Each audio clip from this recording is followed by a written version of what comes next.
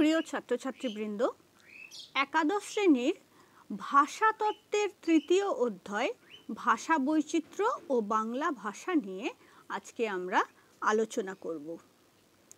খুব সম্প্রতি তোমাদের পরীক্ষা আছে, সেমিস্টার 1-এর পরীক্ষা। তার আগে এই চ্যাপ্টারটি, এই অধ্যায়টি একটু ভালো করে বুঝে নিও। এই অধ্যায়ের মূলত যে বিষয়গুলি সেগুলো তোমরা এর আগেও পড়েছো, মানে একেবারে জানো না এমনটা নয়। এ সম্পর্কে সাধারণ একটু ধারণা নিশ্চয়ই তোমাদের মধ্যে আছে।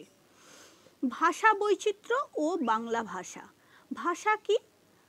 মনের ভাব প্রকাশের মাধ্যমই হলো ভাষা। এই ভাষার মূলত দুটি রূপ, কথ্য ভাষা আর লেখ্য ভাষা। কথ্য ভাষা অর্থাৎ মুখের ভাষা। মুখের ভাষাকে আমরা উপভাষা এবং মান্য ভাষা এই দুভাগে ভাগ করতে পারি। আর লেখ্য ভাষাকে আমরা মূলত সাধু ভাষা ও চলিত ভাষায় বিভক্ত করে আলোচনা করে থাকি।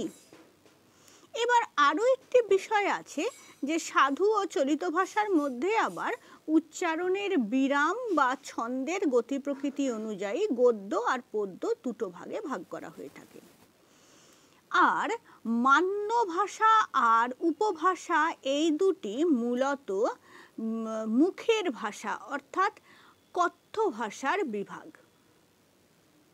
তোমরা উপভাষা জিনিসটা নিশ্চয়ই জানো যে ভৌগোলিক অঞ্চল ভেদে মানুষের মুখের ভাষার যে পরিবর্তন লক্ষ্য করা যায় তাকে উপভাষা বলা হয়। ভৌগোলিক অঞ্চল ভেদে অর্থাৎ এক একটা এলাকার এক এক ধরনের ভাষা হয়, সেটাকে মূলত উপভাষা বলা হয়ে থাকে। যেরকম বাংলাদেশের এক ধরনের ভাষা, আমাদের নদিয়া 24 পরগনা এই অঞ্চলের এক ধরনের ভাষা, কোচবিহার জলপাইগুড়ি সেখানে এক ধরনের ভাষা, সিংভূম মানভূম এই অঞ্চলের ভাষা অন্য ধরনের। সবটাই কিন্তু বাংলা, অথচ সেই ভাষার মধ্যে বিভিন্ন রকম পার্থক্য লক্ষ্য করা যায়। এই অঞ্চল ভেদে মুখের ভাষার যে পার্থক্য সেটাকে বলা হয় উপভাষা। এবার আমরা যদি এক এক এলাকার ভাষা এক একজন ব্যবহার করি, সে নির্দিষ্ট কোনো মনের ভাব সকলের পক্ষে বোঝা সম্ভব নয়। সেই কারণে একটি ভাষাকে বোধগম্যতার বিচারে, বোধগম্যতা অর্থাৎ সবাই বুঝতে পারবে এরকম একটি নির্দিষ্ট উপভাষাকে মান্যতা দেওয়া হয়। মান্যতা অর্থাৎ গুরুত্ব দেওয়া হয়, একটু বেশি গুরুত্ব দেওয়া হয়, যেই ভাষাটা মোটামুটি সব অঞ্চলের লোকেরাই বুঝতে পারে। এই রকম ভাষাকে বলা হয় মান্য ভাষা। আমাদের বিভিন্ন উপভাষা আছে, যেমন রাঢ়ী, বঙ্গালী, বারেন্দ্রী, কামরূপী, ঝাড়খণ্ডী, এরকম বিভিন্ন ভাষার মধ্যে রাঢ়ী উপভাষাটিকে, যেটা নদিয়া 24 পরগনার ভাষা, সেই ভাষাটি ধরে নেওয়া হয় বোধগম্যতার বিচারে 1 নম্বরে আছে। অর্থাৎ সেই ভাষাটি বুঝতে পারে না এমন বাঙালি জনগোষ্ঠীর সংখ্যা প্রায় নেই বললেই চলে। সেই কারণে এই ভাষাটিকে মান্য ভাষা বলা হয়ে থাকে।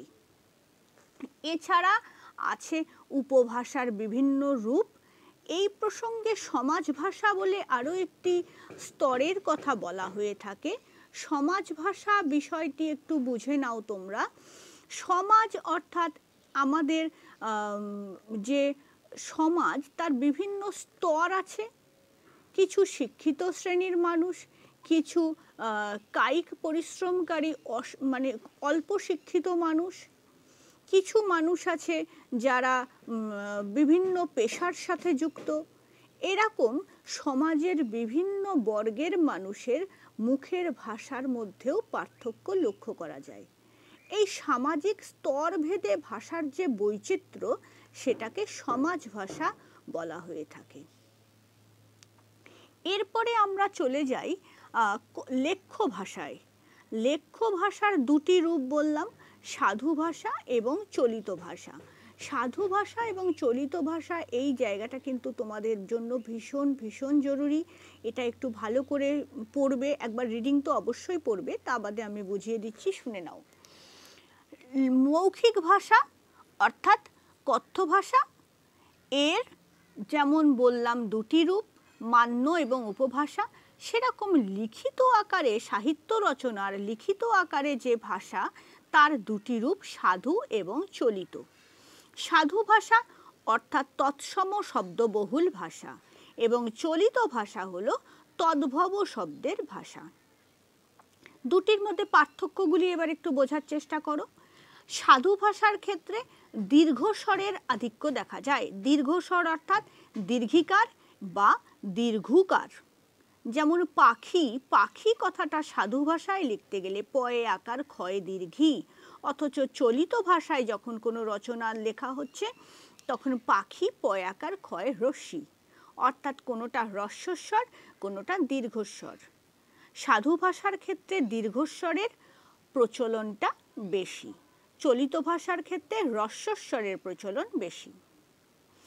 এরপরে আছে সাধু ভাষার ক্ষেত্রে আকার অর্থাৎ মাত্রার আধিক্য বেশি থাকে। যেমন জানালা, সাধু ভাষায় বললে আমরা বলবো জানালা, আর চলিত ভাষার ক্ষেত্রে আমরা কি বলি? জানলা।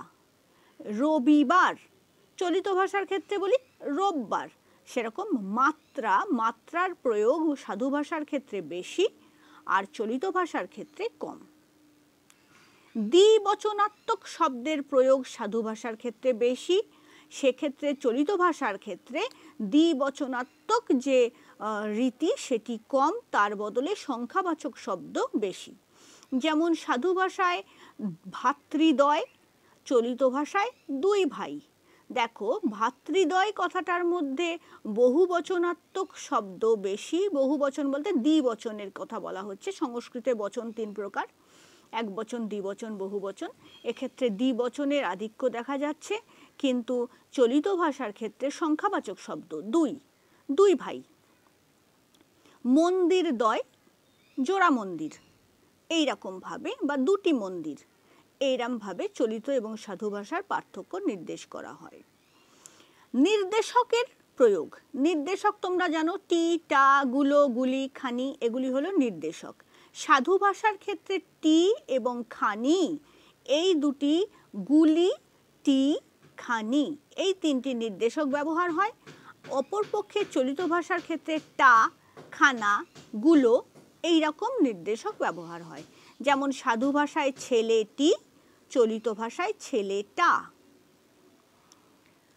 এরপরে কর্মের রূপেরও পরিবর্তন আমরা লক্ষ্য করি।